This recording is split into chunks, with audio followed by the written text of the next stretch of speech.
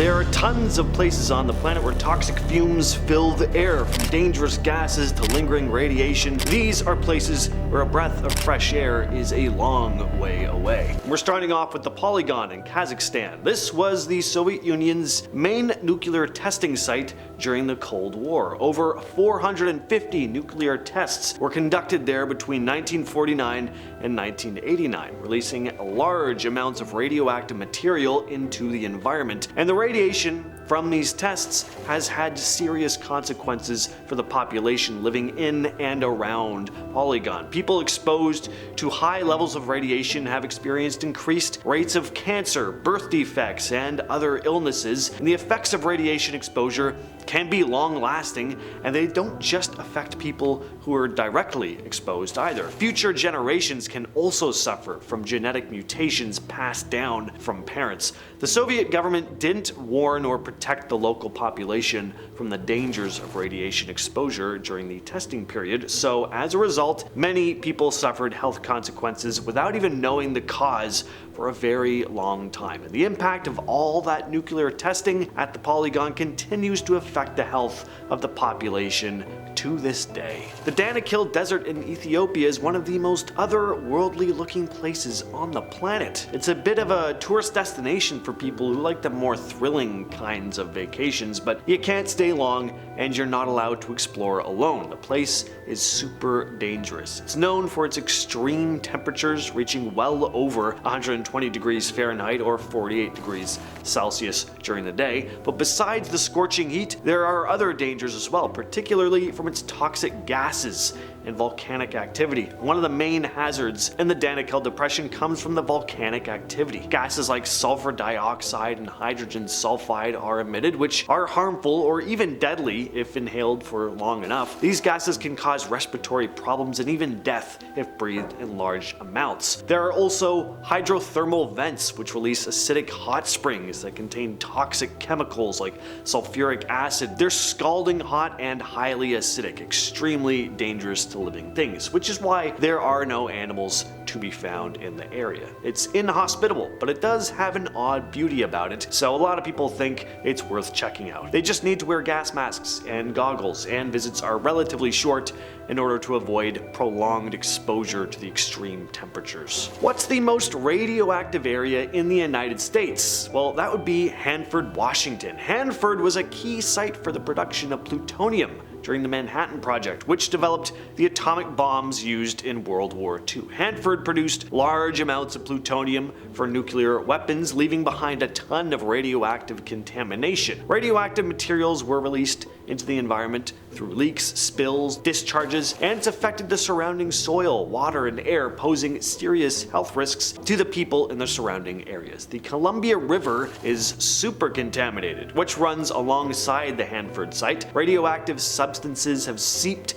into the groundwater and moved towards the river, impacting aquatic life and human health downstream. Exposure to radioactive materials can increase the risk of developing cancer, and there have been a higher number of cancer cases in the surrounding towns over the years. And on top of that, radioactive particles can be inhaled or ingested, leading to internal exposure and long-term health effects. Now, they've been trying to clean up the Hanford site for decades, but it's not a very easy process. The cleanup involves removing and treating contaminated soil and groundwater, as well as decommissioning old facilities and disposing of all that radioactive waste as safely as possible. Mount Ijen is said to be one of the most unique places on Earth. It's also incredibly dangerous. Mount Ijen is a group of volcanoes located in East Java, Indonesia, and it's famous for a very unique natural phenomenon, the blue flames of its sulfur mines. The flames come from the combustion of sulfuric gases that seep up from the cracks in the volcano's crater. It looks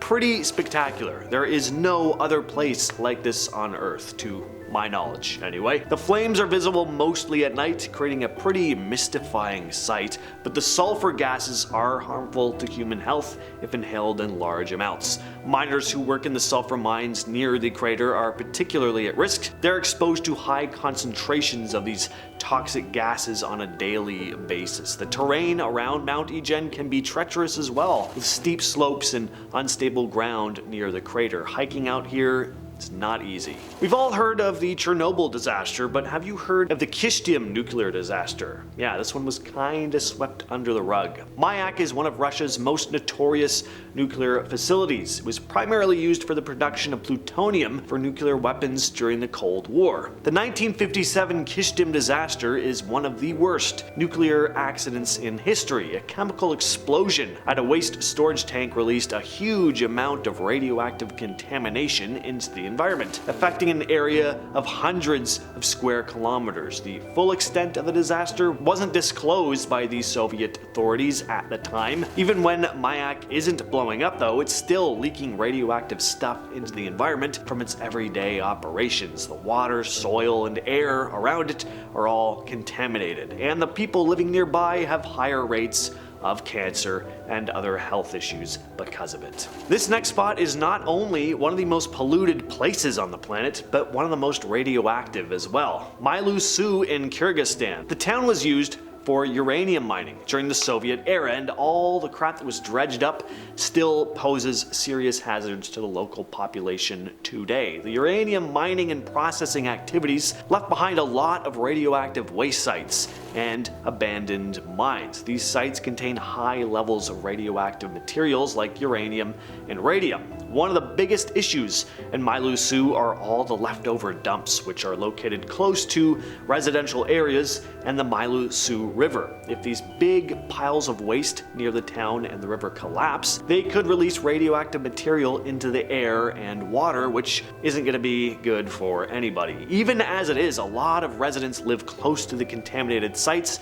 and lack access to proper healthcare and information about the risks of radiation exposure. Fukushima Prefecture in Japan is unfortunately known worldwide for the Fukushima nuclear disaster of 2011. This disaster was triggered by a massive earthquake and tsunami that struck the region, causing a series of meltdowns and releases of radioactive materials at the Fukushima nuclear power plant. The earthquake and tsunami knocked out the power supply and cooling systems at the nuclear plant, leading to the overheating and meltdown of 3 of its reactors.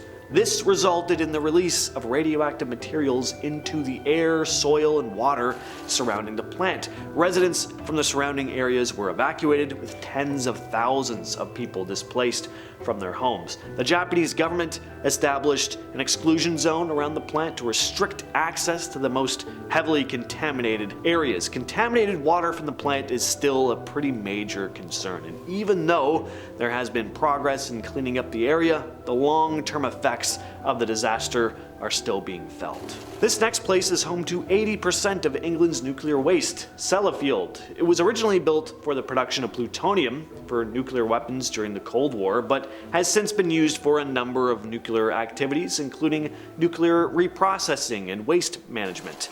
There have been some mishaps over the years though. In 1957, a fire broke out in one of the facility's nuclear reactors, releasing radioactive materials into the atmosphere. This was kind of England's version of Chernobyl, they call it. But even aside from the accidents, just the daily routine operations at Sellafield have led to environmental contamination and health concerns. The site has produced large quantities of radioactive waste, and apparently it releases 2.3 million gallons of contaminated waste into the sea on the daily, which makes the Irish Sea the most radioactive sea on the planet. I'd love to see what kind of fish are living in there. Sarychev Peak is a volcano in the Kuril Islands in Russia. It's a particularly active one, known for its explosive eruptions that can send volcanic ash, gases, and other hazardous materials high into the atmosphere. When this volcano erupts, it can spew out a mixture of gases, including sulfur dioxide and hydrogen sulfide, along with ash and rock fragments. These gases are not only harmful to breathe,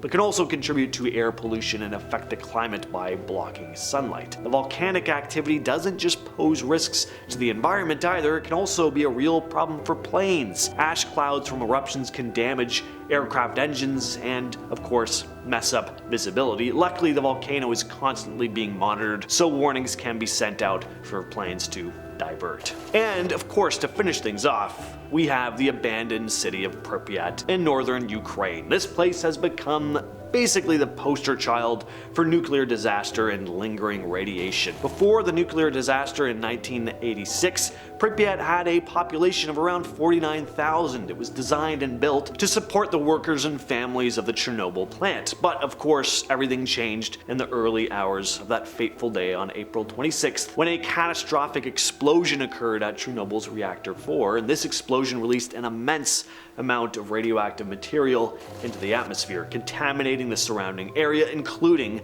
Pripyat. The residents of the town were evacuated just hours after the explosion, leaving behind their homes, belongings, even pets. They were told they were going to be able to return in a few days, but yeah, that didn't happen. The contamination was far worse than they thought at first, and Pripyat remains abandoned to this day. The city is now this haunting reminder of the Chernobyl disaster, with streets overgrown with vegetation and crumbling buildings. And aside from the eerie stillness of an entire city totally void of life, the radiation still lingers, affecting the plant and animal life to this very day. With all that said, I'm your host James, and I'll catch you, yes you specifically, in the next video.